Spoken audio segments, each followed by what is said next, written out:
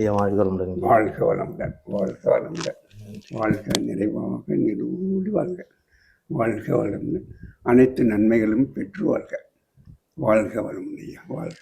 பெரிய சரணங்க ஐயா. மகிழ்ச்சி.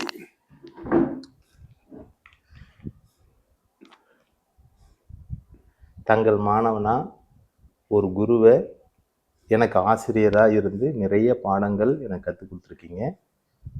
இப்போ நான் வந்து ஜேகே மீடியா அப்படின்னு ஒரு பிரபலமான ஒரு சேனல் வச்சு நடத்திட்டு வரேன். அதில் சுமார் 1,20,000 மனவளக்கலையை சேர்ந்த அன்பர்கள் இருக்கிறாங்க. இதில் நிறைய பேர் நான் பேட்டி எடுத்திருக்கிறேன். உங்களை இந்த அற்புதமான தருணத்தில் என்னுடைய ஆசிரியரை, என்னுடைய குருநாதரை நான் இப்போ கேள்வி கேட்க போகிறேன் அப்படிங்கும்போது எனக்கு உடம்பெல்லாம் ஒரு வைப்ரேஷன் ஆகுது. ஏன்னா நீங்கள் பாடுறதுக்கு நீங்கள் தான் கேள்வி கேட்பீங்க, நாங்கள் பதில் சொல்லுவோம். இப்போ நான் முதல் முறையாக இது நான் கேள்வின்னு நான் தவறாக நினச்சிக்க வேண்டாம். இது வந்து மக்களுக்கு இந்த சேர வேண்டிய செய்திகள் ஒரு செய்தியாளராக, ஒரு பப்ளிக் மீடியாவாக நான் உங்ககிட்ட இந்த ஒரு நாள் 1 மணி நேரம் உங்களோடு, ஒரு நாள் 1 நிமிடம் உங்களோடு நீங்கள் சந்திச்சுட்டு வரீங்க. அந்த நிகழ்ச்சியை மக்கள் பார்த்துட்ருக்காங்க ஐயா. ரொம்ப சந்தோஷமாக இருக்குது. இந்த 1 மணி நேரம் எனக்கு உங்களுடைய கருத்துக்களை உலகத்துக்கு தெரிவிப்பதற்கு கிடைக்கக்கூடிய இறைவன் கொடுத்த மிகப்பெரிய ஒரு பொக்கிஷமாக நான் நினைக்கிறேன். இதை வந்து மக்கள்கிட்ட கொண்டு போய் சேர்க்கணும் ஐயா. ரொம்ப சந்தோஷம் ஐயா. குருவே உங்கள் ஆசீர்வாதம் எனக்கு ரொம்ப வேணும், என்றென்றும் இருக்கும், என்றென்றும் மக்களுக்கு வேணும். உங்களுக்கு பல லட்சம் சீடர்கள் இருக்கிறாங்க, மாணவர்கள் இருக்கிறாங்க. நம்முடைய இப்போ இருக்கக்கூடிய சேனலில் வானிலை அறிக்கை சொல்லக்கூடிய அந்த நிருபரும், அது பேருங்கய்யா வானிலை அறிக்கை. ஆமாம், இப்போ சொல்லக்கூடிய. ஆமாம், உங்ககிட்ட வந்து ஆசீர்வாதம் வாங்கினார்ல சென்னைக்கு வரும்போது, நீங்கள் கூட மேடையில் அறிமுகப்படுத்தினீங்கல்ல வானிலை அறிக்கை. இப்போ மழை வருது இந்த இதெல்லாம் சொல்லுவார் இல்லைங்களா, அவர் உங்கள் ஸ்டூடெண்ட்னு சொன்னீங்களே, சென்னையில் உங்கள் பிறந்த நாளுக்கு வந்து உங்கள்கிட்ட ஆசீர்வாதம் வாங்கினாரு. அப்படியா? ஆமாம், என்னுடைய மாணவன் இவரு அப்படி சொன்னாரு. அவர் உங்ககிட்ட பக்கத்தில் உட்காரத்துக்கு பயந்தாரு. இல்லையா பரவாயில்லன்னு உங்கள்கிட்ட ஆசீர்வாதம் வாங்கிட்டு அந்த ஒரு நிமிஷத்தில் டக்குன்னு நான் போயிட்டு வரேன், எனக்கு அந்த நான் போகணும் ஷூட்டிங்னு போனார். அந்த வானிலை அறிக்கை சொல்லக்கூடியவர் வந்து உங்களுடைய மாணவர் நான் வந்து கேள்விப்பட்டேன். அது எனக்கு ரொம்ப சந்தோஷமாக இருந்தது. அதே போல் விஜயகாந்த் சாருடைய படம் நான் விரும்பி பார்ப்பேன். அதில் விஜயகாந்த் சாருடைய தோற்றம் என்னது அப்படின்னா ப்ரொஃபஸர். அந்த ப்ரொஃபஸர் கதாபாத்திரத்தை எடுத்து அவர் நடிச்சிருப்பார். அவர் என்ன சொல்லியிருப்பார் அப்படின்னா, அவர் காலேஜில் பாடம் நடத்தும்போது ஒவ்வொரு ஸ்டூடெண்ட்டும் ப்ரொஃபஸராக மாறணும், ஒவ்வொரு துறையில் இருக்கணும், நேர்மையான அதிகாரிகளை உருவாக்கணும், லஞ்சத்தை ஒழிக்க முடியாது, இந்த கிளாஸில் இருக்கிற நீங்கள் நினைச்சா அந்த லஞ்சத்தை ஒழிச்சிட முடியும் அப்படின்னு சொல்லி இவர் ஒரு டீமை உருவாக்குறாரு. டீமை உருவாக்கும்போது பிற்காலத்தில் அவர் வளர்ந்து இவர் ரிட்டையர்ட் ஆகி வரும்போது ஒவ்வொரு துறையிலையும் இவர்கிட்ட படித்த மாணவர்கள் ஸ்டூடெண்ட்டாக இருக்கிறாங்க. எங்கே போனாலும் இவங்களில் ஒருத்தர் இவர்கிட்ட படித்த மாணவன் அந்த துறையில் ஸ்டூடெண்ட்டாக இருக்கிறார். அப்போ அந்த இடம் வந்து என்ன செய்யுது, லஞ்சம் வாங்க முடியல, ஒன்றும் செய்ய முடியல. அப்போது ஒரு பானை சோற்றுக்கு ஒரு சோறு தான் பதம் அப்படிங்கிற மாதிரி அந்த படத்தில் இருக்கிற அந்த டைரக்டர் எப்படி எடுத்தாரோ அது அப்படியே அது திரைப்படம். நீங்கள் அதே போல் எல்லா துறையிலையும் உங்கள் மாணவர்களை, அதுவும் நீங்கள் எடுத்த சப்ஜெக்ட் ஃபிசிக்ஸு, அந்த இயற்பியல் துறையை எடுத்து ஒவ்வொரு மாணவனுக்கும் இயற்கை தத்துவத்தை, வானிலை தத்துவத்தை சிறப்பாக கற்றுக் கொடுத்து எல்லா துறையிலும் பணிபுரிகிறாங்க. நான் போகிற மனவளக்கலை மன்றங்கள்லாம் பேட்டி எடுக்க போவேன். என்ன கேட்குறாங்க, அழகர் ராமானுஜம் ஐயா எப்படி இருக்கிறாங்க எப்படி இருக்கிறாங்க எல்லாரும் சொல்லும்போது என்ன சொல்கிறாங்கன்னா, அவர் வேதாத்ரி மகரிஷி கூடவே இருந்தவர், அவர் தாடி வச்சார்னா அவரும் வித்தியாசமே தெரியாது. அப்புறம் ஒன்று சொல்கிறாங்க, வேதாத்திரி மகரிஷி ஐயா கூட இருந்து தத்துவத்தை விஞ்ஞானபூர்வமா மாத்திய முக்கியமான புள்ளி அவர்தான். கமாவும் அவர்தான். சிறப்பான முறையில கொண்டு போனாங்க. ரொம்ப அற்புதமா இருந்தது. அவரு நடத்துற விதம் வேற. அவரு சொந்த விஷயத்த பேசுவாரு. நம்ம மத்த விஷயத்த பேசுறோம். அவரு சொந்த விஷயத்த அனுபவிச்சதை பேசிட்டு இருப்பாரு. அதுதான் மகரிஷிக்கும் அவருக்கும் உள்ள தத்துவம்னு சொல்லியிருக்கிறாங்க. அப்படிப்பட்ட ஒரு மகானா தான் நான் உங்களை பார்த்துட்டு இருந்தேன். முதல்ல ஆசிரியரா பார்த்தேன், அதுக்கப்புறம் குருவா பார்த்தேன். இப்ப எனக்கு கிடைச்சிருக்கக்கூடிய வாழ்ந்து கொண்டு இருக்கக்கூடிய ஒரு சிறப்பான பேசும் தெய்வமா பார்க்கிறேன். அந்த தெய்வத்துக்கிட்ட நான் பேசிக்கிட்டு இருக்கிறேன். ரொம்ப அற்புதம் ஐயா. நம்ம கேள்விக்கு போலாம் ஐயா. வாழ்க வாழ்க. நான் ஒரு நிருபரா கேள்வி கேட்கிறேன் ஐயா. கொஞ்ச நேரம் ஒரு மாணவனா இருந்து ஒரு நிருபரா மாறிக்கிறேன். ஏன்னா மாணவனா இருந்தா கேள்வி கேட்க முடியாது. அதனால ஒரு நிருபரா ஒரு கொஞ்ச நேரம் வேஷம் போட்டுக்கிறேன். ஜேகே மீடியா சார்பாக ஜெய் சிவமுருகன் கலை பெருமாள் தங்களை சந்திப்பதில் பெருமகிழ்ச்சி அடைகிறேன். வாழ்க வளமுடன். வாழ்க வளமுடன். வாழ்க வளமுடன். வாழ்க வளமுடன். குருவேஸ்வரன் ஐயா, உங்க பேர் என்னன்னு தெரிஞ்சுக்கலாமா? பேர் தான் ரொம்ப சிம்பிள். அழகர் ராமானுஜம். சரிங்கய்யா. உங்க இனிஷியலுங்கய்யா? ஜி. ஜி. தமிழில் கோ. சரிங்கய்யா. கோவண்ணா. சரிங்கய்யா. அப்பா பேருங்கய்யா? கோபால்ராஜ். அம்மா பேருங்கய்யா? ராமாஜி அம்மாள். ராமாஜி அம்மாள். அவங்க தொழிலுங்கய்யா? விவசாயம். விவசாயம். நீங்க பிறந்த ஊருங்கய்யா? விருதுநகருக்கு பக்கத்தில் ஒரு கிராமம், சோலை கவுண்டன்பட்டி. சோலை கவுண்டன்பட்டி. சிறப்புங்கய்யா, ரொம்ப சந்தோஷம். அவங்களோட தொழில் விவசாயம் தான். விவசாயம். சரிங்கய்யா. விவசாயம் பண்ண குடும்பத்துல ஒரு ப்ரொஃபஸர் எப்படிங்கய்யா உருவானாங்க? அதான் சஞ்சித கர்மாவோட ஒரு மிகப்பெரிய செயல். சரிங்க. நீங்கள் சொன்ன இந்த கேள்வியை அடிக்கடி நானும் நினச்சி பார்த்தது உண்டு. ஏன்னா நான் பிறந்தது ஒரு சிறிய கிராமம். அம்மா அப்பாவுக்கு தொழில் விவசாயம். ஆனால் எனக்கு சிறு வயது முதலே விவசாயத்துக்கு போகிறதை விட, பூமிக்கு போய் வேலை பார்க்குறதை விட, அங்கே இருக்கிற ஸ்கூலுக்கு போகணும்னு எனக்கு ஒரு ஆர்வம். அந்த ஆர்வம் எனக்கு எப்படி வந்ததுன்னு நான் யோசிச்சு பார்ப்பேன். அம்மா அப்பா ஸ்கூலுக்கு தான் நீ போகணும் அப்படின்லாம் அவங்க ஒன்றும் சொல்லலை. ஆனால் எனக்கு ஸ்கூலுக்கு போகணும் ஒரு ஆவல். அதுதான் அந்த தலைமுறையாக மாறி வந்த எனது சஞ்சித கர்மா எங்கள் அம்மா அப்பா மூலமாக எனக்கு வந்திருக்கு.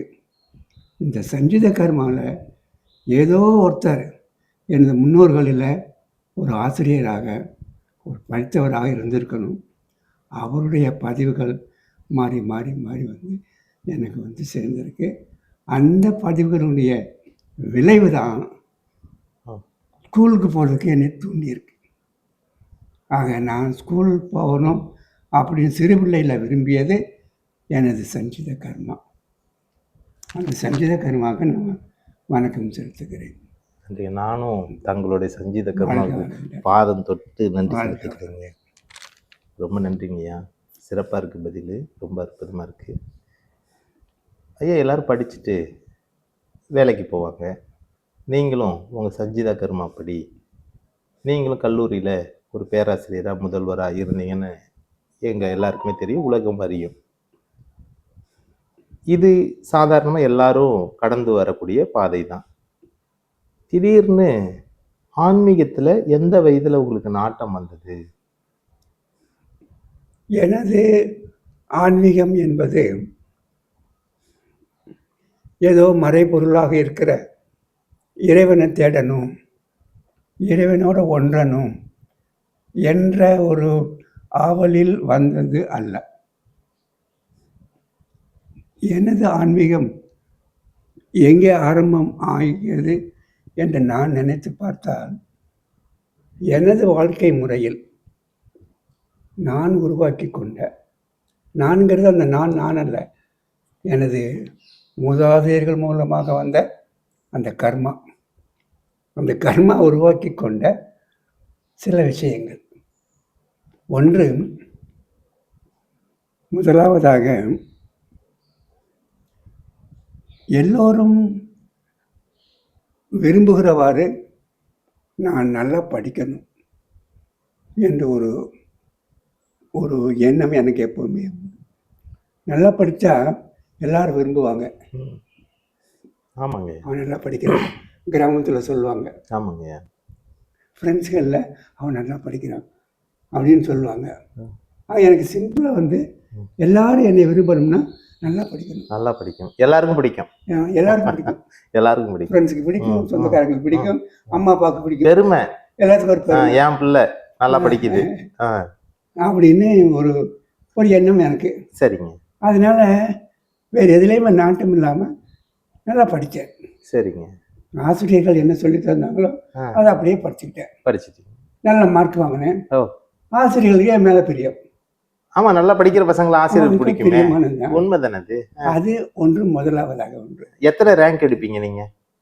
என்ன ரேங்க் எடுப்பீங்க? ஒரு 10க்குள்ள வந்துடுவேன். வந்துருவீங்க. இது இருந்து எல்லாம் ஃபர்ஸ்ட்னு சொல்லுவீங்க, எதிர்பார்த்தா ரெண்டாவதுன்னு சொல்லி 10க்குள்ள வந்து 10க்குள்ள வந்துடுவேன், அவ்வளோதான். ரொம்ப அற்புதம். அதனால எத்தனை பேர் போய் இருப்பாங்க படிப்பேன் நானு. உங்க ஸ்கூல்ல படிக்கும்போது? எத்தனை ஸ்டூடெண்ட் இருப்பாங்க? ஒரு 40-50 பேர் இருப்பாங்க. 40-50 பேர்ல நீங்க 10க்குள்ள ஃபில்டர் ஆயிடுறீங்க. படிக்கிற பசங்க லிஸ்ட்ல சேர்ந்துட்டீங்க. அப்புறம் எனக்குள்ள சரிங்க. ஒரு எண்ணம். சரிங்க. இப்போ நமக்கு வந்து ஏதோ ஒரு தெய்வாதீனமாக ஒரு சஞ்சித கர்மாவாக படிச்சுக்கிட்டேன். என் ஃப்ரெண்டுக்கு ஒன்று தெரியலேன்னு வர்றான். ஐயா இந்த கணக்கு தெரியல, அந்த பாடம் புரியலன்னு வர்றான். அவனுக்கு கொஞ்சம் ஹெல்ப் பண்ணணும், அவனுக்கு கொஞ்சம் ஹெல்ப் பண்ணணும் அப்படின்னு நானும் படித்தேன். என்னுடைய நண்பர்கள் வந்து இது தெரியலேன்னு கேட்டாங்கன்னா சொல்லியும் கொடுத்தேன். ஸ்டூடெண்டா இருக்கிறதுக்குள்ளேயே ஆசிரியராக நடந்திருக்கீங்க. இருந்திருக்கிறேன். இது ஒரு அற்புதமா இருக்குது. இது எத்தனாவது படிக்கும்போது? இது நான் ஹை ஸ்கூல் படிக்கும்போது. ஹை ஸ்கூல் படிக்கும்போதே வாத்தியார் ஆயிட்டீங்க. ஸ்டூடெண்ட்டுக்கு 8th 9th அந்த காலத்துல இருந்து அல்ஜிப்ரா அதுன்னு சொல்றாங்களே. சரிங்க. சில பேருக்கு புரியாது. அவங்க ஜாலியா வந்து கேட்பாங்க, இது புரியல, நான் அவனை கேட்பாங்க, வாடான்னு வந்து கேட்பாங்க, நான் உட்காந்து சொல்லி தருவேன். பரவாயில்லையே. அப்போ தானும் படிக்கணும், இதை மற்றவங்களுக்கும் சொல்லி தரணும். Okay okay. அப்படிங்கிற எண்ணம் எனக்கு அப்பவே வந்துடுச்சு. நான் ஒரு படத்துல பார்த்தேன், நீங்க ஒரு போட்டோ மாட்டிருந்தீங்க. தன்னை உணரு, அடுத்து என்ன இருந்தீங்க? தரணிக்கு உதவு. தன்னை உணர்ந்து தரணிக்கு உதவு. அற்புதம். அது அப்ப உங்க விதைக்குள்ள விருட்சம் இருக்கிற மாதிரி உங்க விதைக்குள்ளே பதிவு வேலை செய்ய ஆரம்பிச்சிருச்சு. இருந்திருக்கு. அதனால எனக்கு அந்த ரெண்டும் கம்பைன் ஆக்கிடுச்சு. இதே மாதிரி நான் வந்து படிச்சு முடிச்சுட்டு ஆசிரியராக வரும்போது சரிங்க, அங்கேயும் நம்ம நாலேஜை பெருக்கிக்கிறணும். அப்ப அங்கேயும் படிச்சுக்கிட்டே தான் இருந்தேன். காலேஜ் வரும்போது நம்ம நாலேஜை பெருக்கணும். அதே சமயத்துல இன்னொருத்தருக்கும் உதவணும். Helping mind. Helping mind. இது ரெண்டும் அப்படியே வந்தது. ஆக இன்னொன்று, நான் போய் வேலைக்கு சேர்ந்ததுக்கு பிறகு சரிங்க, நான் ஒரு பல பேர் பல விதமாக வேலைக்கு போகலாம். நான் வந்து ஒரு கல்லூரியில் போய் வேலைக்கு சேர்ந்தேன். என்ன படிச்சிருக்கீங்க? என்ன எது வரைக்கும் முடிச்சிங்க? எந்த படிப்பு வரைக்கும் நீங்க முடிச்சிருக்கீங்க? MSc physics. MSc physics. அதுக்கப்புறம் பிஹெச்டி. அதுக்கப்புறம் பிஹெச்டி. டாக்டர் பட்டம். அப்புறம் டாக்டர் பட்டம் வந்தேன். அது போதும், அதுக்கு மேல கோடு இல்லை, கோடு போட்டிருக்கிறாங்க அப்பயே. ரொம்ப சந்தோஷம். அப்புறம் யோசிச்சு பார்த்தேன், இவ்வளவு செஞ்சிருக்கோம், ஒரு கல்லூரியில் இருக்கிறோம், நம்மளை வந்து இன்ஸ்டிடியூஷனில் ஒரு ஒர்க் பண்ணுறோம். ஓகே. அப்போ அதுக்கு லாயலாக இருக்கணும். ஆமாம், உண்மைதான் இல்லையா? அதுக்கு வந்து நம்மளால் ஒரு உதவி நடக்கணும், லாயலாக இருக்கணும். இல்லை இந்த வேலையை தான் நான் பார்ப்பேன், நீங்கள் சொல்கிற அந்த வேலையை பார்க்க மாட்டேன் சொல்லக்கூடாது. அந்த இன்ஸ்டிடியூஷன் என்ன வேலையை செய்ய சொல்லுதோ அதை செய்யணும், செஞ்சிடணும். லாயல்ட்டி. கரெக்டு. லாயல்ட்டின்னு தமிழில் விளக்கம் சொல்லுங்க. லாயல்ட்டிங்கிறது வந்து ஒரு இடத்துக்கு போகும்போது விசுவாசம் சொல்கிறோம்ல, விசுவாசமாக இருக்கணும். ஏன்னா நிறைய பேர் நேயர்கள் பார்க்குறாங்க, அது எல்லா மக்களுக்கும் போய் சேரணும்ல. எனது ஆன்மீக வாழ்க்கை என்பது 3 தான்.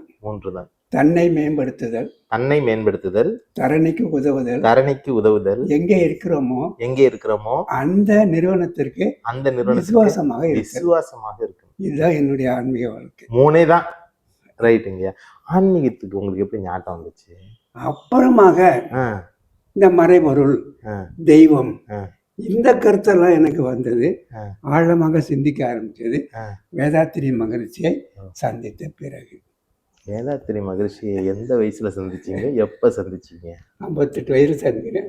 58 வயசுல சந்திச்சிட்டீங்க. 58 வயசுல. அப்ப அவருக்கு என்ன வயசு? அவருக்கு அப்போ வந்து ஒரு 80, 85 இருக்கும். ஓ, அவருக்கு 85, உங்களுக்கு 58. 60க்கு பக்கத்துல வரேன். 60 பக்கத்துல வரீங்க. இப்ப சிவமுருகன் அழக ராமானுஜம் ஐயாவை சந்திக்கிற மாதிரி அப்போ நீங்க அழக ராமானுஜம் ஐயா வேதாத்திரி மகரிஷியை சந்திச்சிருக்கீங்க. சிறப்பு. சுவாரஸ்யமா இருக்குதே. அப்ப நான் ஒரு ரொம்ப சுவாரஸ்யமா இருக்கு. 59 வயசு ஆயிடுச்சு. ஓகே. ஆக இதுவே தொழில இருந்து ரிட்டையர்மெண்ட்டும் ஆயாச்சு. ம், அப்ப அவர் கூட இணைந்து ம், அதற்கு அப்புறமா தான் இந்த தெய்வம், ம், எது தெய்வம், ம், ஏன் வணங்கணும் ம். அப்படிங்கிறதெல்லாம் கேள்வியெல்லாம் அப்புறமாக தான் வந்து வருது. ஏன்னா இணைஞ்சிருக்கிற இடம் அந்த மாதிரி. அப்புறமாக தான் வருது. ஆ, அப்ப அங்கே போனாலும் ம், இந்த 3 பிரின்சிபல் தான். ஆ, நம்ம எதை தெரிஞ்சுக்கிறோமோ அது நல்லா தெரிஞ்சுக்கணும், ஓகே. எல்லாருக்கும் உதவணும், இல்லைங்களா? ம், எங்கே இருக்கிறோமோ அங்கே விசுவாசம் இருக்கணும். சரி, ரொம்ப சிறப்பா இருக்கு. நல்லா இருக்கு இது. அவ்வளவுதான் என்னுடைய ஆன்மா. இதை எல்லாருமே கடைபிடிச்சா ஆசிரமும் சிறப்பா இருக்கும், வீடு இல்லறமும் நல்லா இருக்கும், கல்வி கூடமும் நல்லா இருக்கும், ஆசிரமும் நல்லா இருக்கும். சிறப்புங்க. அதான் என்னுடைய ரொம்ப ஆன்மீக வாழ்க்கை. ரொம்ப அற்புதம். இப்போ வேதாத்திரி மகரிஷி கூட எத்தனை வருஷம் இருந்தீங்க? நான் வந்து அவரை வந்து ஒரு ஒரு நிகழ்ச்சியில் பார்த்தது 80, 84, 85 வருஷம். சரிங்க. 1985 பார்த்தேன். ஆனால் அவரோட நெருங்கி பழகிற வாய்ப்பு வந்து 94க்கு அப்புறம், ஓ, 1994 அப்புறம் ஆ, ஆச்சு. இப்போ 25 வருஷம் ஆச்சு. ஆ. 30 வருஷமாக எத்தனை வருஷம் இருந்தீங்க? 2006 வரைக்கும் அவர் அங்கே வந்து அவர் இருக்கிற வரைக்கும் இருந்தீங்க. சரிங்க, சரிங்க, சமாதி நிலை அடைஞ்சிட்டார். சரிங்க. அதுக்கப்புறமா தனியாக வந்து ஓகே, இந்த ஆசிரமத்தை சரிங்க. அவர் பேர்லேயே ஆரம்பிச்சிட்டார். அவர் பேர்ல ஆரம்பிச்சிட்டீங்க. உண்மைதான். அவர் உங்க கூட இருக்கும்போது அவர் பேர்ல தான் ஆரம்பிக்க முடியும். உண்மைதான் ஐயா. ரொம்ப சந்தோஷம். அது குருவுக்கு செலுத்தக்கூடிய நன்றி. அத விசுவாசம் சொல்லிட்டீங்களே, அங்க இருக்கும்போது விசுவாசம், அதே விசுவாசம் இங்கேயும் தொடருது. சிறப்பு. ரொம்ப சந்தோஷம். இப்போ வேதாத்திரி மகரிஷிய இத்தனை குருமார்கள் இருக்கும்போது, இத்தனை குருமார்கள் இருக்காங்கல்ல, சித்தருங்கிறாங்க, என்ன மாதிரி ருத்ராஜ கோட்டையை போட்டுறாங்க, என்னென்னமோ சாமியார்கள்லாம் இருக்கும்போது வேதாத்திரி மகரிஷி மட்டும் உங்களை கவர்ந்ததற்கான காரணம் என்ன? காரணம் என்ன அப்படின்னு பார்த்தீங்கன்னா, ஒரு முக்கியமான காரணம், வேதாத்திரி மகரிஷிக்கு முன்பாக எத்தனையோ தத்துவ ஞானிகள், எத்தனையோ மடாதிபதிகள், இதெல்லாம் நான் வந்து வேதாத்திரி மகரிஷியை கிட்ட போனதுக்கு அப்புறமாக இவர்கிட்ட என்ன ஸ்பெஷாலிட்டி இருக்கு. ஏன்னா எனக்கே தெரியும், நம்ம வந்து ஒரு இயற்பியல் ஆசிரியர். எதையும் வந்து ஒரு காரண காரியத்தோடு சிந்திச்சு நமக்கு பழக்கம் ஆயிடுச்சு. இவர்கிட்ட என்ன காரணம் இருக்கு ஈடுபாடு வருவதற்கு? அப்புறம் கேள்வி எனக்குள்ளே இருந்தது. அதுக்கு ஒரே ஒரு முக்கிய காரணம் எனக்கு உண்டு. இவருக்கு முன்பாக வாழ்ந்தவர்கள், இவருக்கு முன்பாக அது ஆதிசங்கரர் இருந்து ராமானுஜர், மத்வாச்சாரியார், திருமூலர், சிவாச்சாரியார்கள், சைவ சமயத்தை சார்ந்தவர்கள், வைணவ சமயத்தை சார்ந்தவர்கள் எல்லோருமே தெய்வத்தை பற்றி பேசினாங்க. சரிங்க. எல்லாரும் பேசினாங்க. ஏன்னா தெய்வம் என்பது எல்லாருக்கும் பொதுவானது. சரி, எல்லாரும் பேசினாங்க. சரி, இவங்க பேசினதையே அப்படியே பார்த்தோம்னா ஒவ்வொருத்தரும் ஒரு பேரை கொடுத்துட்டே வர்றாங்க. பிரம்மம்னு ஒருத்தர் பேர் கொடுக்குறாரு, நாராயணன் ஒருத்தர் பேரை கொடுக்குறாரு, அருட்பெரும் ஜோதினு ஒருத்தர் பேரை கொடுக்குறாரு, இல்லைங்களா? நமச்சிவாயன்னு ஒரு பேரை கொடுக்குறாரு. எல்லாம் பேரை கொடுத்துட்டே வராங்க. ஆனால் ஒன்று மட்டும் அவங்க சொல்லலை, அந்த பேரோடைய அந்த தெய்வம் எங்கே இருக்குன்னு சொல்லுங்க. எங்கே இருக்குன்னு சொல்லுங்க. எல்லாம் சொல்றாங்க, பேர் தான் கொடுத்தாங்க. பேர் தான் கொடுத்துருக்குறாங்க, எங்க இருக்குன்னு ஆனா சொல்லல. எங்க இருக்குன்னு சொல்லல. ஆ, ஆ. விஷயம் இல்லைங்களா? வந்துச்சு. இப்போ நான் வந்து ஆ, சென்னைக்கு போகிறேன், சரி. புதுசு. ஆ, அப்படியே போயிட்டே இருக்கும்போது காலையில டிஃபன் சாப்பிடணும். ஆமா. அப்போ ஒருத்தர் வர்றாரு, ம், சென்னைக்காரரு. ம், ஐயா நான் டிஃபன் சாப்பிடணும், ம், இந்த ஏரியாவில் ம், நல்ல ஹோட்டல் எதுங்க ம். சொல்கிறீங்களா அப்படின்னு கேட்குறேன். ஆமா. அவர் 3 ஹோட்டலில் சொல்கிறாரு, ம், இங்கே போங்க நல்லா இருக்கும். ம், ஒரு ஹோட்டலுக்கு ஒரு பேர், ம். இன்னொரு ஹோட்டலுக்கு ஒரு எக்ஸ் பேர் ஒய் செட் சொல்லிட்டாரு. சொல்றாரு. ஓகே. சொல்லிட்டு ஆ, சரியா டைம் ஆச்சு ஆ, அப்படின்னு பரப்பி போயிட்டாரு. போயிட்டாரு. 3 ஹோட்டல் பேரே சொன்னார், ஆ. ஆனால் எங்கே இருக்குன்னு சொல்லலையே. நம்ம பசிக்குதே, சாப்பிடணுமே. சாப்பிடணும். ஹோட்டல் வேற பேரை என்ன? சொல்லிட்டாரு, ஹோட்டல்ல சொல்லலையே, எங்க எங்க இருக்குன்னு சொல்லலையே. என்னடா இது, ஆ, மறுபடியும் ப்ராப்ளம். ப்ராப்ளம், அதே மாதிரி பெரிய ப்ராப்ளம் இப்போ. ஆமாம், அதே மாதிரி எல்லாருமே பேரை சொன்னாங்க, ஆ, ஆனால் எங்கே இருக்குன்னு சொல்லலை. எங்க இருக்குன்னு சொல்லல. அப்போது ம், இந்த தெய்வம் எங்கேயா இருக்கு அப்புறம் ம். அப்படிங்கிற கேள்வி எனக்குள்ள நிற்கிது. நிக்குது. ம். ஏன்னா நம்ம வந்து ஒரு சயின்ஸ் ஆங்கிளில் பார்க்கணும். உண்மைதான். Science நம்ம teacher. படிச்ச வேலை ஆமாம், சங்கீத கர்மா படிச்சிட்டோம், ஆசிரியர். அது அப்ப எதையும் ஏன் எதற்கு என்ற கேள்வி கேட்காம எதையும் ஏற்றுக்கொள்ள முடியாது, முடியல என்னால. முடியாது. அவர் சொல்லிட்டாரு அப்படின்னு முடியல. அப்போ என்ன தெய்வம் இங்கே இருக்கு, ம், பேர் தானே சொன்னாங்க ம், அப்படின்னு வந்த காலகட்டத்தில் ம். வேதாத்திரி மகரிஷி ஓ. பேரை சொல்லலை, எங்கே இருக்குன்னு சொல்லிட்டாரு. அவர் இருக்கிற இடத்த சொல்லிட்டாரு, இடத்த சொல்லிட்டாரு. அதுக்கு பேரு சொல்லல. பேர் சொல்லலை. சரியா போச்சு. ஏன்னா ஏற்கனவே நிறைய பேர் கொடுத்தாங்க, பேர் நிறைய கொடுத்துட்டாங்க. கன்ஃபியூஸ் பண்ணுவாங்க. ஆமா. நம்ம ஒரு பேரை கொடுத்து கன்ஃபியூஸ் பண்ணுவாங்க. அவங்க அப்படின்னு பேரை சொல்லாம சிறப்பு. இடத்த சொல்லிட்டாரு. இடத்த சொல்லிட்டாரு. அவனும் சொல்லிட்டாரு, ஆ, அந்த டிஃபன் கேட்டேனே நான் ஒருத்தர், ஆமா, எங்கேயா இருக்குன்னு கேட்டேனே. ஆமா. ஒருத்தர் பேரை சொல்லிட்டு போயிட்டாரு. வேற சொல்லு. இன்னொருத்தர் வர்றாரு, ஐயா நான் வெஜிடேரியன், டிஃபன் சாப்பிடணும், எங்கேயா இருக்கும் நல்ல ஹோட்டல் இந்த ஏரியாவில் சொல்கிறேன். அவர் சொல்கிறாரு, சார் நீங்கள் நேராக போங்க, ஒரு 4 கார்னர் வரும், அது ரைட்டில் திரும்பினீங்கன்னா பெரிய ஒரு பில்டிங் வரும், உங்களுக்கு லெஃப்டில் வரும் ஒரு பெரிய பில்டிங், அங்கே தான் ஹோட்டல் இருக்குது அப்படின்னு சொல்லி போயிட்டார். ம். அப்போது அந்த பேரை சொன்னவங்களால எனக்கு பிரயோஜனம் இல்லை, ஆ, இவர் இடத்த சொல்லிட்டார். இடத்த சொல்லிட்டாரு. ம், அப்போ நேராக நடக்கிறேன், ம், 4 கார்னர் வருது, ம். ரைட்டில் திரும்பினேன், நடந்து போகிறேன், லெஃப்டில் ஒரு பெரிய பில்டிங் வருது, ஆ. போகிறேன், ஹோட்டல் இருக்கு. ஹோட்டல் இருக்கு, ப்ராப்ளம் சாப்பாடு இருக்கு, சாப்பாடு இருக்கு, சாப்பாடு இருக்கு, ப்ராப்ளம் சாப்பிட்டாச்சு, ப்ராப்ளம் சால்வ் ஆயிடுச்சு. அதே மாதிரி இவர் வேதாத்திரி எங்கே இருக்குன்னு சொல்லிட்டாரு. ம், எங்கே இருக்குன்னு சொன்னார், உனக்கு முன்னாடி இந்த இருக்க இந்த வெளி இதுதான்டா தெய்வம் சொல்லிட்டாரு. அடாடாடாடா, இங்கே தெய்வத்தை வச்சுக்கிட்டு அந்த பேர் சொல்லிட்டு இருந்தாங்க, ஆ, இதை விட்டுட்டாங்களே எங்கே இருக்கு நமக்கு முன்னாடி இருக்கிற ஸ்பேஸ் தான் கடவுள்ன்ட்டாரு. அப்படின்ட்டாரு. ஆ, ஏன்னா எங்களுக்கு விஞ்ஞானத்தில் ஆ. ஸ்பேஸுக்கு நாங்களும் புதங்கிருக்கிறோம். அதுதான் உங்களுக்கு வேலையே. Space, time, Space. மேட்டர், ஆ. எனர்ஜி, இதை நாங்களும் பேசிக்கிறோம். ஆ, ஓ அந்த ஸ்பேஸ் தான் தெய்வமா ஆ, அப்படின்னா ம், இந்த ஸ்பேஸ் வந்து எனக்கு முன்னாடி இருக்கு, ம். எனக்கு உள்ளேயும் ஸ்பேஸ் இருக்கு, இருக்கு, அணுக்குள்ளேயும் ஸ்பேஸ் இருக்கு. இருக்கு. அதனால தான் சொன்னாங்களா, ஆ. அவன் அண்டத்திலும் இருப்பான், எங்கும் இருப்பான், அணுவிலும் இருப்பான். ஓ இதனால தான் சொன்னாங்களோ. அப்ப தூணிலே இருப்பான், துரும்புல இருப்பான்னா இவன் தானா அது? இதுதான் அது. ஆமா, அப்போ இதுதான். அப்போ எனக்கு விளக்கம் கிடைச்சி போச்சு. விளக்கம் கிடைச்சிச்சு. எது தெய்வம்? ஸ்பேஸ் தான் தெய்வம். ஸ்பேஸ் தான் தெய்வம். பெரிய எதை அளக்க முடியாது? ஸ்பேஸை தான் அளக்க அளக்க முடியாது. முடியாது, அது பாட்டு போயிட்டு இருக்கு, போயிட்டே இருக்கு. போய்கிட்டே இருக்கு. ஆ, அப்படின்னு ஆ, நான் இது வரைக்கும் கேள்விப்பட்டதெல்லாம் பேர் தான் கேள்விப்பட்டேன், ஆ, எங்க இருக்குன்னு சொல்லல. ஆ. இவர் எங்க இருக்குன்னு சொல்லி உனக்கு இல்லே இருக்குன்ட்டாரு, உன்னை சுத்தியும் இருக்கேன்ட்டாரு. தான் பார்க்காது ஆமா. அப்படின்னு சொன்ன உடனேயே ஆ, எனக்கு ஒரு தெளிவு. தெளிவு. ஓ எனக்கு உள்ளேயும் கண்டுபிடிச்சு. வெளியேயும் இருக்கிற இந்த பெரிய வெளியே இருக்கே, இதுதான் பதில்.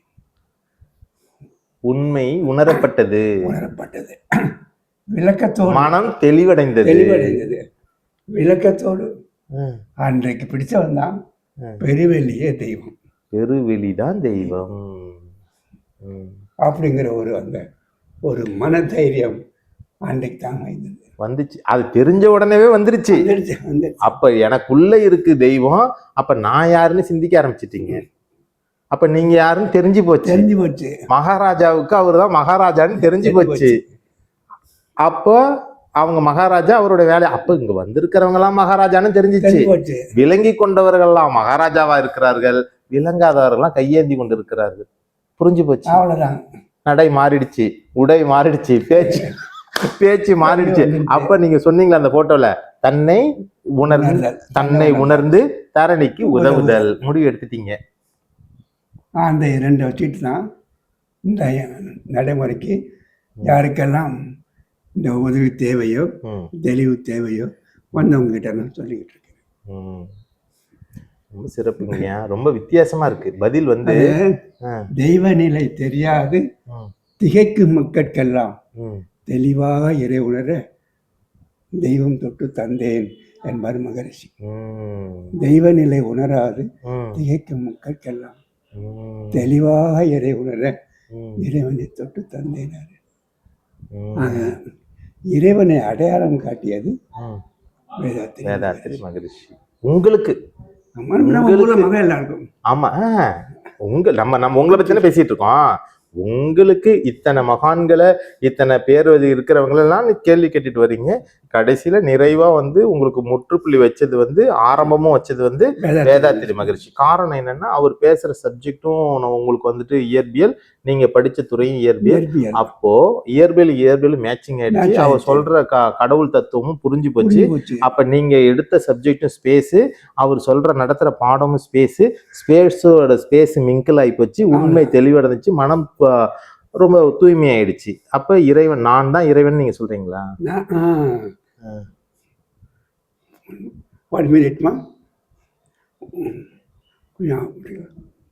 டைம் ஆச்சாமா? வண்டி வந்துருச்சா? டைம் என்னது? ஒரு நிமிஷம் ஸ்டாப் பண்ணிக்கிறேன். ஒரே ஒரு நிமிஷம்.